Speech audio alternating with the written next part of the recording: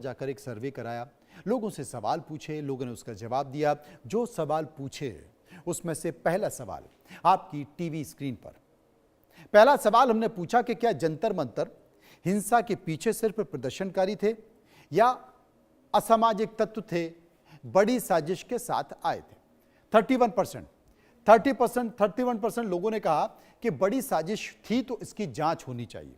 50% ने कहा, क्योंकि 15% कह रहे थे सिर्फ प्रदर्शनकारी जिम्मेदार हैं, 50% कह रहे थे दोनों पहलुओं की गंभीरता से जांच होनी चाहिए। 4% इस पर कुछ भी कहना नहीं चाह रहे थे। सर्वे का एक और सवाल जो हमने लोगों से पूछा कि क्या जंतर मंतर हिंसा में घायल पुलिसकर्मियों को विशेष मुआवजा मिलना चाहिए। 42% लोगों ने कहा हां, तुरंत मुआवजा मिलना चाहिए।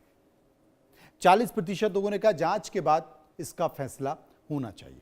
16% लोग कह रहे थे मौजूदा जो व्यवस्था है वही काफी है। 2% इस पर कुछ भी कहना नहीं चाहते। सर्वे का तीसरा सवाल जो हमने पूछा कि क्या जंतर मंतर का प्रदर्शन शांतिपूर्ण प्रदर्शन की सीमा पार कर रहा था। 49% लोगों ने कहा हां, हिंसा तो हुई है। 26% लोगों ने कहा दोनों पक्ष इसके जिम्मेदार हैं। 23% लोगों ने कहा नहीं, शांतिपूर्ण प्रदर्शन वहां हो रहा था। 2% लोग इस पर कुछ भी कहना नहीं चाहते। चौथा सवाल कि क्या घायल पुलिसकर्मियों के परिजनों की बात भी निष्पक्षता से सुनी जानी चाहिए, जांच का हिस्सा होना चाहिए, जांच का हिस्सा बनना चाहिए। 46%, 40% लोगों ने कहा हाँ बिल्कुल सही है। 45% लोगों ने कहा सभी पक्षों की बात सुनी जाए और 7% कह रहे थे कि नहीं, इसकी कोई ज़रूरत नहीं है। 2% इस पर कुछ भी कहना नहीं चाहते थे। सर्वे का पांचवा और आखिरी सवाल जो हमने लोगों से कहा कि क्या प्रदर्शन की आड़ में हिंसा करने वालों की पहचान सार्वजनिक की जानी चाहिए। 58% लोगों ने कहा 58% लोगों ने कहा हां, उनकी पहचान को उजागर किया जाना चाहिए। 7% लोग कह रहे थे नहीं, यह कानूनी प्रक्रिया पूरी हो, और 32% लोग कह रहे थे कोर्ट के आदेश के बाद ऐसा किया जा सकता है। 3% इस पर कुछ भी नहीं कहना चाहते।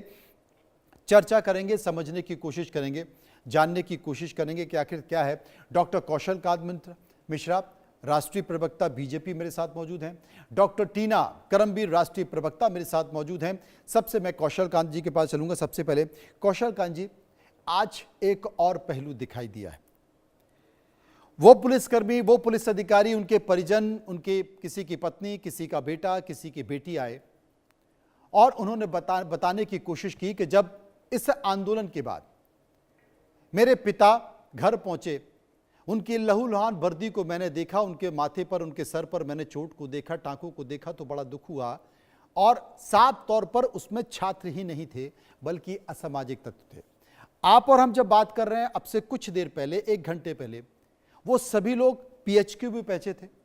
पुलिस अधिकारियों के साथ उनकी मीटिंग भी थी। हो सकता है कि उनकी वो शिकायत लेकर पहुंचे हों, उन्होंने कंप्लेंट भी दर्ज कराई हो, इस पर कार्रवाई की बात भी कर रहे हो, जांच की बात भी कर रहे हो। हो सकता है कि पुलिस उस दिशा में आगे बढ़ भी रही हो, बढ़ भी चुकी है। लेकिन ये जो तस्वीरें हैं, दोनों पहलू, उन्हें देखकर आप क्या कहेंगे? मनोज जी, ये बहुत ही सेंसिटिव टॉपिक है। क्योंकि ये सरकार भी छात्रों की है, ये देश भी छात्रों का है और भारत का भविष्य भी छात्रों का है। छात्रों की डिमांड सही है, छात्रों का रोष सही है और सरकार का पक्ष सही है।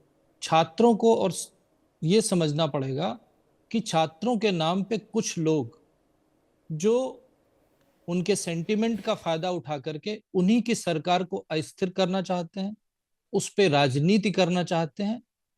सरकार को और छात्रों को, दोनों को ऐसी शक्तियों को पहचानना चाहिए, उनसे बचना चाहिए और ये कोशिश करनी चाहिए कहीं ना कहीं गलती से कोई किसी के हाथ का मोहरा तो नहीं बन गया।